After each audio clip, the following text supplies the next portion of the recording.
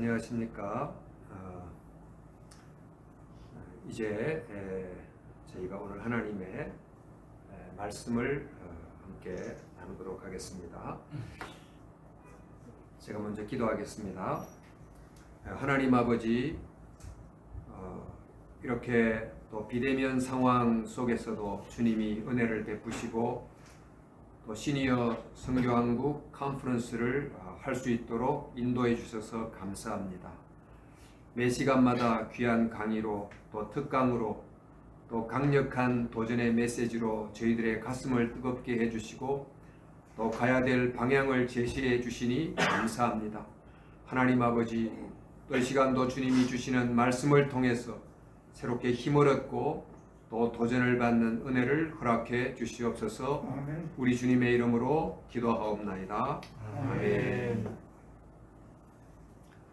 성경 말씀은 사도행전 1장 8절 말씀입니다. 오직 성령이 너희에게 임하시면 너희가 권능을 받고 예루살렘과 온 유대와 사마리아와 땅끝까지 이르러 내 증인이 되리라 하시니라. 이 말씀을 기초로 해서 하나님의 말씀을 함께 여러분과 나누고자 합니다. 여러분, 산에서 길을 잃게 되면 어떻게 해야 됩니까? 길을 찾겠다고 계곡 밑으로 내려가면 더 길을 잃게 됩니다. 그럴 때일수록 가까운 작은 봉우리 위로 올라가서 내가 어디 있는지를 찾고 또 가야 될 목적지를 향한 방향을 찾아 걸어가는 것이 중요하다고 합니다. 지금 우리가 코로나 상황은 마치 깊은 계곡 속에 길을 잃어버린 것과 같습니다. 우리가 지금 어디에 있는지 또 어디로 가야 되는지를 몰라서 당황하고 있습니다. 어떻게 해야 될까요? 정말 봉우리에 올라가서 우리의 현재 위치를 알고 방향을 제시해야 되는데 여러 전문가들이 나름의 위치에서 나름의 작은 봉우리 위에서 지금 우리가 어디 있는지 또 어디로 가야 되는지 여러 조언을 해주고 있습니다. 이런 전문가들의 도움이 되기는 하지만 그들의 예측이 먼 미래까지 바라보게 해주지는 못합니다. 따라서 우리가 좀 더 높은 봉우리 위에 올라설 수 있다면, 그래서 더 멀리 볼 수 있고 우리가 가야 될 최종적 목적지를 볼 수 있다면 바로 그곳이 필요한데, 만약 우리가 올라선 봉우리들이 그 최종 목적지를 바르게 알려주지 못한다면 사실 굉장히 위험할 수도 있습니다. 우리에게 최종적 목적지를 바르게 보여주고 또 그곳으로 이르는 길을 알려주는 그런 높은 봉우리에 올랐을 필요가 있습니다. 바로 그 봉우리가 성경입니다. 성경은 우리에게 하나님의 나라라고 하는 최종적 목적지를 명료하게 보여주고 있고, 또 창조란 알파에서부터 또 종말이라는 오메가에 이르는 역사의 과정과 길을 우리에게 알려주는 가장 높은 봉우리입니다. 성경보다 더 정확하게 또 더 멀리 보여주는 높은 봉우리는 이 세상에 없습니다. 따라서 우리는 성경을 통해서 비로소 우리가 가야 될 바른 목적지를 알고 방향을 알고 그 길에 이르는 과정을 깨닫게 됩니다. 그 과정에는 완만한 또 내리막길, 오르막길의 능선도 있지만 지금 우리가 겪고 있는 코로나와 같은 깊은 골짜기도 있습니다. 하지만 성경이 가르쳐주는 그 목적을 향한 또 바른 방향을 따라서 꾸준히 걸어가게 되면 그 다음 단계로 나아갈 수 있는 길이 열리게 되고 마침내 최종 목적지에 이르게 될 것입니다. 그러므로 이 코로나 상황에 처했을수록 더욱더 우리는 말씀의 봉우리로 올라가서 멀리 바라보고 또 다시 한번 목적지를 바라볼 수 있는 은혜가 있기를 바랍니다. 바로 이런 경우가 구약과 신약 성경에 잘 기록이 되어 있습니다.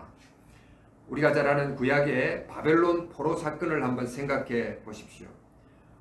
유다가 바벨론에 의해서 망하게 됐을 때 그 충격이 얼마나 컸을까요? 이방인의 포로로 잡혀가고 또 성전이 무너지게 됐습니다. 이런 일이 일어날 것이라고는 결코 생각해 본 적이 없는 그런 일이 현실 속에서 일어나게 된 것입니다. 이전의 삶의 방식이 전혀 통하지 않는 그런 형편이 됐습니다. 수백 년 동안 성전에서 제사를 드리는 성전 예배에 익숙했던 그들이 그런 예배를 더 이상 드릴 수 없게 됐을 때 얼마나 당황스러워 했겠습니까? 지금 우리가 대면 예배를 드릴 수 없는 상황이 주는 당황과 비교할 수 없을 만큼 더 심각한 상황이었습니다. 이런 상황에서 그들은 여러 가지 신앙적 질문도 생겨났을 것입니다. 어떻게 해서 하나님의 백성이 이방 백성의 포로가 될 수 있는가? 어떻게 하나님의 거하시는 집인 성전이 무너질 수가 있는가? 하나님이 우리를 버리신 것이 아닌가? 어찌 이스라엘의 하나님이 바벨론의 신보다 힘이 약하신 건 아닌가? 이런저런 여러 질문이 많이 생겨나게 됐을 것입니다. 만약 그때 말씀의 봉우리 위에서 포로가 된 그 사건, 또 성전이 파괴된 그 사건의 의미를 제대로 보지 못했다고 하면 반드시 그들은 그 자리에서 길을 잃어버렸을 것입니다. 하지만 그들 중에서 말씀을 통해서 비로소 예배에서 중요한 것은 장소가 아니라 하나님의 율법을 듣는 것이고 순종하는 것이다 하는 그 본질을 보게 되고 회당 예배가 비로소 시작됐다는 것을 여러분도 아실 것입니다. 제사 중심에서 율법 중심으로, 보는 예식에서 듣는 말씀으로 예배의 무게중심이 옮겨가게 된 것입니다. 이렇게 해서 생겨난 회당 예배 때문에 비로소 디아스포라의 그 길고 참혹한 세월 속에서도 신앙을 유지할 수 있게 되지 않았습니까? 뿐만 아니라 그들이 가졌던 여러 가지 질문들에 대해서도 말씀의 봉우리 위에서 서서 하나님의 관점에서 다시 그들이 살아온 역사를 되돌아볼 때 비로소 답을 찾게 된 것입니다.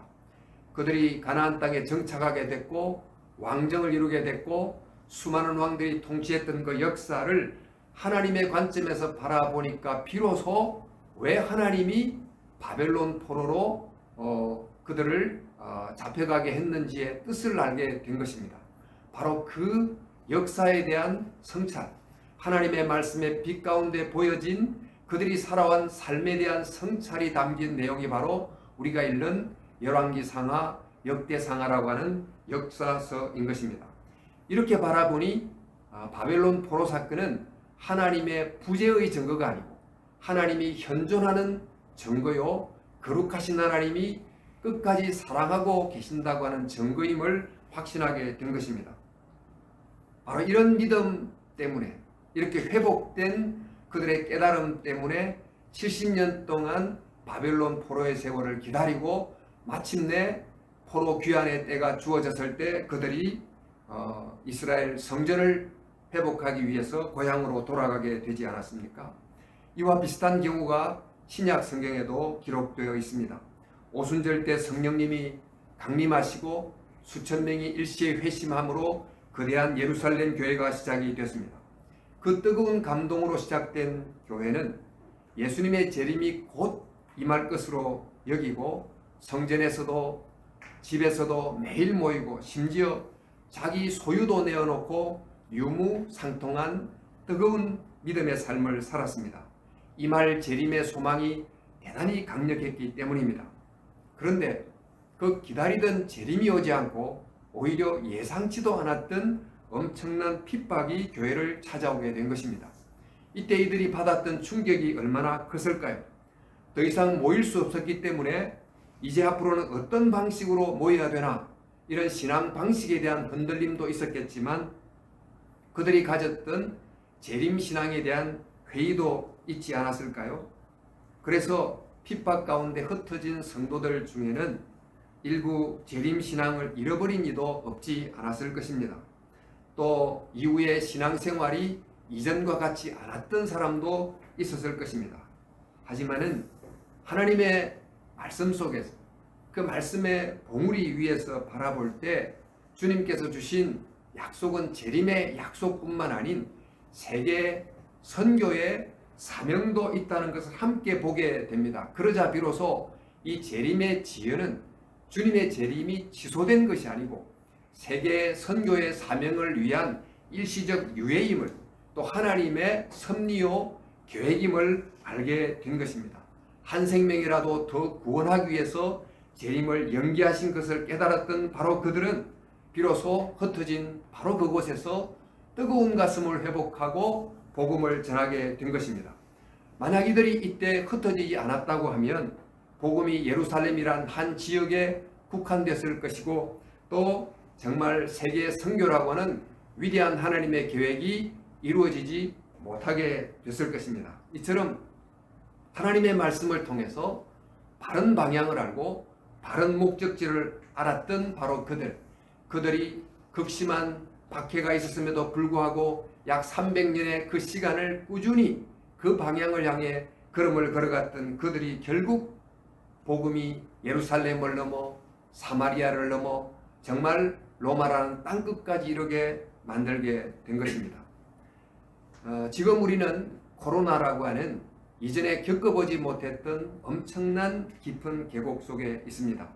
이러다 보니 우리가 지금 정말 어디에 있는지, 어디로 가야 되는지, 가야 될 목적지가 어딘지를 잘 알 수가 없고 보이지 않고 있습니다. 지금까지의 익숙했던 삶의 방식을 통째로 바꾸어 버리는 이 거대한 사건 앞에서 당황하고 있고, 또 지금까지 익숙했던 교회 생활을 더 이상 하기 어려운 이 거대한 변화 앞에서 우리는 길을 잃고 있습니다. 왜 이런 일이 일어났는지, 또 교회는 어떻게 될 것인지, 선교는 어떻게 될 것인지 질문들은 계속해서 생겨나지만 답을 찾기가 결코 쉽지 않습니다. 이럴 때 우리는 어떻게 해야 될까요? 우리가 앞서 봤던 구약과 신약의 성도들이 그랬던 것처럼 다시 한 번 더 말씀의 봉우리로 올라가는 것, 신앙의 본질이라고 하는 봉우리로 다시 올라가서 그곳에서부터 바라보는 것이 중요한 것입니다. 그곳에서 보여지는 목적지를 다시 한 번 더 확인하고 또 그곳에 이르는 길을 찾아야 되는 것입니다. 여러분, 세상의 여러 전문가들이 각자의 작은 봉우리 위에서 이런저런 의견을 이야기를 하지만, 그러나 궁극적인 최종 목적지를 보여주지는 못하고 또 그곳으로 가는 길도 알려주지 못합니다. 여러분, 말씀의 봉우리에 서면 말씀은 우리에게 하나님의 나라라고 하는 최종 목적지를 우리에게 분명하게 알려줍니다. 그리고 그 목적지에 이르는 길도 우리에게 알려줍니다. 오늘 저희들은 바로 그 길을 한번 보고자 하는데, 바로 그 길은 두 개의 길입니다. 근데 이 두 길은 서로 통하는 사실상 하나의 길입니다. 그 하나의 길은 하나님 안으로, 복음 안으로 더 깊이 들어가는 길이고, 또 하나의 길은 세상 속으로 더 멀리 나아가는 길입니다. 하나님 안으로, 복음 안으로 더 깊이 들어가는 길이 곧 세상 속으로 멀리 나아가는 길이고, 세상 속으로 멀리 나아가는 길이 곧 하나님 안으로 깊이 들어가는 길입니다. 예수님을 생각해 보십시오. 이 땅에서 매일 하나님 안으로 깊이 들어가셨고, 바로 그 예수님은 또한 그분이 사셨던 그 유대 땅, 그 힘든 역사의 세상 속으로 멀리 나아가셨고, 정말 상한 심령, 마음의 끝까지 나아가게 되셨습니다. 주님께서는 우리에게 매일 예수님의 은혜로, 십자가의 은혜로 하나님 안으로 들어갈 수 있는 길을 예비해 두셨습니다. 성전 휘장을 젖히고 그 위로부터 찢어진 성전을 지나서 하나님의 깊은 은혜의 보좌 앞으로 나아갈 수 있는 길을 이미 열어 두셨습니다. 바로 그 길을 어디서든지 어느 곳에든지 들어갈 수 있는 바로 그 길을 향하여 계속 들어가는 것, 바로 그 길을 걸어가야 되는 것입니다. 뿐만 아니고 우리는 하나님께서 예수님을 이 세상에 보내신 것처럼 예수님께서 우리가 있는 곳으로 보내셨습니다. 우리가 있는 바로 그곳이 그 예수님께서 우리를 보내신 바로 선교지입니다. 이렇게 우리는 매일 바로 있는 곳에서 하나님 안으로 깊이 들어가면서 동시에 하나님이 나를 두신 곳, 하나님이 나를 보내신 곳으로 매일 멀리 나아가는 것입니다. 이렇게 두 길을 걸어가다 보면 하나가 되는, 하나로 이어지는 두 길을 걸어가다 보면 마침내 하나님 나라라고 하는 목적지에 이르게 되는 것입니다. 먼저 여러분, 저희들은 복음과 하나님 안으로 매일 더 깊이 들어갈 수 있기를 바랍니다. 코로나 사태는 정말 이 세상에 거대한, 세상을 움직이는 거대한 톱니바퀴를 멈추게 했습니다. 세상의 그 어떤 권력자도 할 수 없었던 이 거대한 일을 눈에도 보이지 않는 작은 바이러스가 한 것입니다. 하나님께서 이 거대한 세상의 톱니바퀴를 잠시 멈춘 의미가 무엇일까요? 바로 그것은 지금까지 이 세상이 굴러왔던 그 길의 궤적을 한번 보라는 것입니다. 지금까지 이 세상이 그 길로 계속 가면 그 종착점이 어떻게 될 것인지를 멈추고 한번 바라보라는 것입니다. 정말 자명한 것은 지금 우리의 이 문명이 너무나 말씀으로부터 벗어나 있다는 것입니다.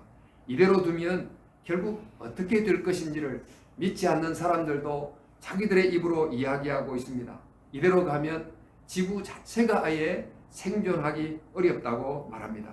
정말 이 문명이 심히 말씀에서부터 떠나 있고 잘못된 방향으로 가고 있습니다. 다시 말해서 이제 말씀 안으로 들어가는 길만이 사는 길임을 깨닫게 해주고 있습니다. 교회도 한번 생각해 보십시오. 선교 약 150년 동안에 한국 방방곡곡에 교회가 세워졌습니다. 그리고 미국 다음으로 선교사를 파송하는 선교 대국이 됐습니다. 얼마나 한국 교회가 견실하고 튼튼하고 견고하게 보이는지 몰랐습니다. 그런데 바로 그 교회가 코로나 몇 달 만에 이렇게 속절없이 무너지는 모습을 우리는 안타깝게 보고 있습니다. 왜 이렇게 된 것입니까? 작은 지진에도 건물이 무너졌다. 이 말은 건물의 기초가 약했다는 것을 우리에게 알려주는 것입니다. 비록 한국교회가 겉모습은 대단해 보였고 숫자상으로는 많아 보였지만, 그러나 이번 코로나 사태를 통해서 발견한 것은 한국교회의 복음적 기초가 약한 게 아닌가 하는 것을 우리에게 깨닫게 해주는 것입니다. 그동안 복음이란 이름으로 전파했지만 사실상 유사한 복음, 번영복음, 잘못된 종말론 복음 같은 것들이 한국교회에 얼마나 만연했습니까? 그랬다면 복음을 전한다고 했지만 사실상 참복음으로부터 멀리 떠나 있었던 것입니다. 또 교회 내에 지금의 교회를 일구어낸 시니어 세대들이 많이 있습니다. 신체적 연령이 이제 시니어가 됐습니다마는, 그러나 그들이 대부분 신체적 연령과 함께 영적 연령도 성숙한 시니어가 됐을까요? 아마 그러지 않은 경우가 많을 것입니다. 무엇을 말하는 겁니까? 우리 첫째 날 조용중 선교사님의 강의에서 말한 것처럼 하나님과의 아주 가벼운 컨택은 있었을지 모르지만 깊은 딥텍트는 없었다는 것을 우리에게 알려주는 것이 아닐까요? 이러한 때에 우리가 다시 찾아서 걸어가야 할 길이 무엇이겠습니까? 이스라엘이 포로가 되고 예루살렘 교회가 박해를 받게 됐을 때 그들이 갔던 그 길이 무엇입니까? 그 길은 바로 다시금 말씀의 본질로 들어가는 길, 다시금 하나님의 현존 앞으로 들어가는 길, 그 길을 걸어감으로 비로소 방향을 찾게 됐던 것입니다. 지금 우리도 이제 코로나 이후에 어떤 교회의 프로그램을 만들어낼 것인가, 어떻게 다시 온라인 프로그램을 개발할 것인가, 물론 이런 것도 필요하겠지만 지금 우리가 이 시점에서 걸어가야 될 중요한 길은 우리가 정말 말씀의 기초 위에 서 있었는가, 말씀의 복음의 바른 기초 위에 서 있었는가, 이것을 생각하면서 말씀 안으로, 복음 안으로, 생명의 진리의 본질 안으로 더 들어가야 될 줄로 믿습니다. 그럴 때 비로소 우리가 봐야 될 것이 보이는 것입니다. 지금까지 하나님과의 여러분의 가벼운 접촉만으로 내가 하나님을 안다, 하나님을 믿는다 이렇게 생각했다고 하면 이제는 정말 하나님과의 깊은 딥택트, 깊은 만남을 향하여 나아가도록 힘써야 될 수 있기를 바랍니다. 교회도 선교도 제대로 할 수 없는 이런 전 세계적 멈춤의 이 시기 속에서 앞뒤로 길이 막힌 이때에 저희들은 복음의 본질을 향한 길을 향하여 내면으로 영적으로 걸어갈 수 있기를 바랍니다. 그동안 내가 사역자로서 선교사로서 열심히 길을 걸어왔지만 그러나 내가 매일 하나님 안으로 그 깊은 은혜 안으로 말씀 안으로 걷는 길을 제대로 걸었는가 이것을 생각해 보시면서 지금 있는 그곳에서 비록 사역이 멈춰져 있지만 주님 안으로 들어가는 그 길은 열려있기 때문에 열심히 그 길을 걸어가심으로 그곳에서 새롭게 나를 발견하고 또 지금까지의 사역을 되돌아보고 또 앞으로 가야 될 사역의 방향을 조망해보는 그런 은혜가 저와 여러분들 가운데 있기를 진심으로 축원합니다. 두 번째로 우리가 나아가야 될 길, 그것은 바로 세상 속으로 멀리 나가는 길인데 바로 이 길은 복음의 본질의 길로 들어가다 보면 그 길이 보이게 되는 것입니다.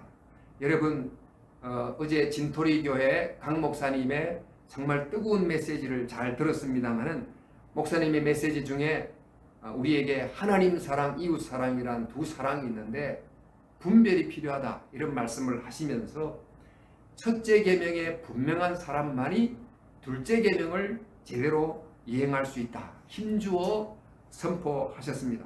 다시 말해서 하나님의 말씀 그 은혜 안으로 깊이 들어간 사람만이 진정으로 선교지 그 현장 안으로 사람의 마음 속으로 깊이 들어갈 수 있다는 말입니다.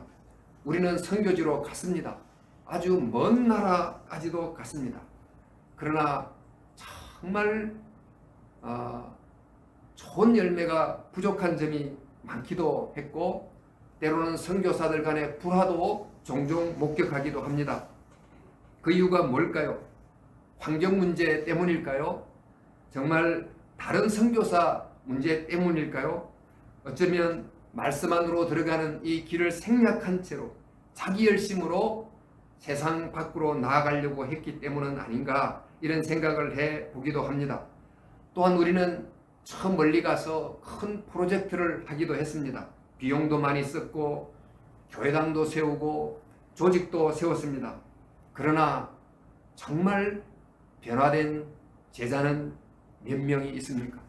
정말 주님을 따르는 헌신된 일꾼은 과연 몇 명이 있습니까? 만약 선교사의 사역에 몰리는 수많은 군중들은 있지만 선교사 사역의 결과로 제자가 별로 없다면 우리는 지리적으로 멀리 갔을지 모르지만 큰 프로젝트를 했을지 모르지만 정말 이 세상의 땅끝인 사람의 마음 속까지는 들어가지 못한 것입니다. 선교지에 있는 그 어떤 한 사람의 마음 속까지 들어가서 그의 세계관을 바꾸고 관점을 바꾸고 그를 제자로 만들지 못했다고 하면 몸은 땅끝까지 갔지만 그러나 그 사역은 땅끝에 이르지 못한 것이 되겠습니다. 여러분 또 한국의 교회가 곳곳에 세워져 있습니다. 저 시골 구석구석 교회가 없는 곳이 없습니다. 정말 한국 사회에서 복음이 저 한국 땅끝까지 나아간 것 같습니다. 그러나 지금 우리 한국 사회를 바라보시면 이 한국 사회 복잡한 사회 속에서의 공적 담론 속으로 이 복음이 깊이 들어가고 있습니까? 이 한국 사회 정책이나 삶의 방식에 기독교적 가치가 중요한 참고자료 아니 지침이 되고 있습니까? 아니 사회가 지금 교회를 향하여 그저 교회는 자기 종교 활동에만 신경 쓰라고 말한다고 하면 비록 시골 구석구석까지 교회가 세워졌지만 사실 복음이 한국 사회의 언저리에도 미치지 못한 것이 아닌가 이런 생각을 해보게 되는 것입니다. 기독교인 국회의원이 많다고 하지만 그러나 기독교인 숫자가 많을 뿐 정치계의 복음적 접근이 아직 없다면 정치계까지 복음이 멀리 전파된 것은 아니라고 할 수 있습니다. 자, 이렇게 볼 때 우리는 전국 방방곡곡에 교회를 세웠고 저 멀리 외국까지 또 정치 경제계에 신앙인들이 많이 있다고 하지만 정말 깊은 곳까지는 아직 나아가지 못하지 않았나, 이런 생각을 해보게 됩니다. 우리가 세상 속으로 정말 멀리 나아가려고 하면 그런 길을 걸어야 됩니다. 그 길은 바로 섬김의 길이요, 헌신의 길이요, 희생의 길이요, 사랑의 길입니다. 그건 업적의 길이 아닌, 프로젝트의 길이 아닌 사람에 대한 사랑의 길인 것입니다. 초대교회 당시에 전염병 2차례가 크게 있었습니다.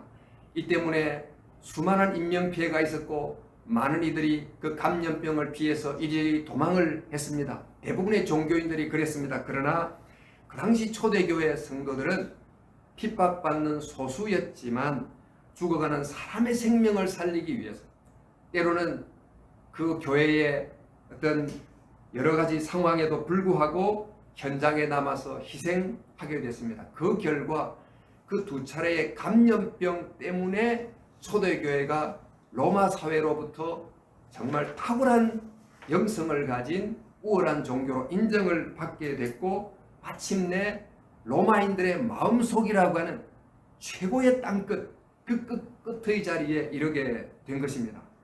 하지만 최근 코로나 사태 속에서 한국교회가 적절한 대응을 하지 못함으로 오히려 이 감염병 사태가 교회의 생명 사랑의 길을 보여주지 못하고 오히려 복음 전파의 길을 막은 것이 아닌가 하는 아쉬움을 갖게 됩니다. 여러분, 세상 끝까지 가야 된다는 말은 지리적으로도 멀리 가야 된다는 말이기도 하지만 어느 곳에 있든지 그곳에 사는 사람의 마음 속까지 이르러야 된다는 것입니다. 그 한 사람이 복음의 감동을 받고 변화되어야 되는데 그 한 사람의 마음, 그것이 우리 모두가 있는 곳에서 이르러야 될 선교지요 땅 끝이 됩니다. 이렇게 하려면 우리는 여러 사람들을 단순히 컨택하는 것으로 만족하지 말고, 단순히 온라인상으로 온택하는 것으로 그치지 말고, 정말 한 사람과의 영적인 깊은 만남, 딥택이 있어야 될 줄로 믿습니다. 마이클 그린이라고 하는 유명한 그 선교학 박사께서는 초대교회 시절 약 80% 정도 혹은 그 많은 사람 더 이상의 비율이 기독교인이 된 것은 어떤 성직자나 전문 선교사 때문에 이루어진 것이 아니고, 이른바 오이코스라고 하는 각 성도들의 개인적인 네트워크를 통해서, 즉 작은 만남, 깊이 있는 딥택이 이루어지는 진정한 만남을 통해서 초대교회 선교가 이루어졌다라고 그가 주장하고 있습니다. 지금 우리 이 시대는 바로 그 소수를 깊게 만나는 진정한 사람의 마음이란 땅끝까지 나아가는 인격적 선교의 방식을 다시금 회복하고 사명을 잘 감당해야 될 때가 됐다고 믿습니다. 사랑하는 시니어 선교한국 선교사 여러분, 지금은 대단히 힘들고 어려운 시기입니다. 앞이 보이지 않는 안개의 자욱한 산길을 걷는 것과 같습니다. 이럴 때 우리는 앞서 말씀드린 것처럼 다시금 말씀의 봉우리로 올라가십시다. 그리하여 우리에게 정말 목적지를 다시금 붙잡고 또 그곳에 이르는 길이 무엇인지를 다시금 확인하십시다. 내가 있는 그곳에서 주님께로 나아가는 그 길을 계속해서 걸어가실 수 있기를, 그리고 지금 그곳에서 내게 만나게 해주는 그 한 사람의 마음에 이르는 깊은 만남의 길을 갈 수 있기를 진심으로 바랍니다. 모쪼록 주님께서 여러분이 처한 바로 그곳에 함께 해주시고 또 여러분이 부름받은 그 사명을 잘 감당하실 수 있기를, 또 주님이 동행하심으로 정말 하나님의 맡기신 사명을 잘 감당하시는 복된 선교사 여러분 다 될 수 있기를 주님의 이름으로 진심으로 축원합니다. 제가 한번 기도하겠습니다. 하나님 아버지, 시니어 선교한국 선교사님들이 주님의 부름을 받고 이곳저곳으로 많이 파송이 되었습니다. 그곳에서 주님께서 그들을 만나시고 또 그들을 통해서 참 선교지 사람들을 만나시고 복음을 전하신 주님의 은혜를 찬양합니다.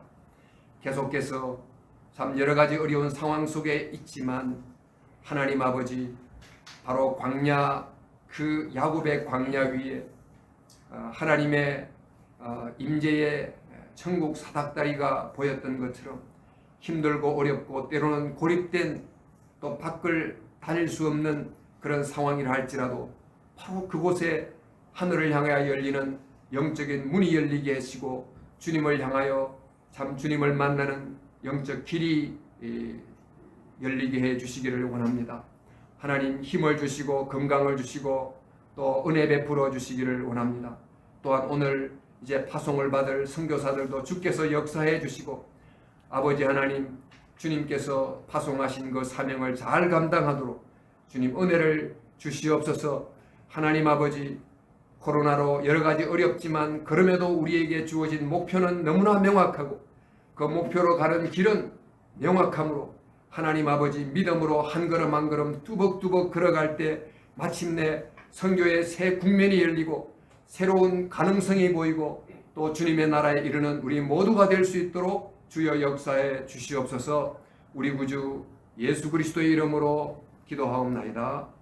아멘.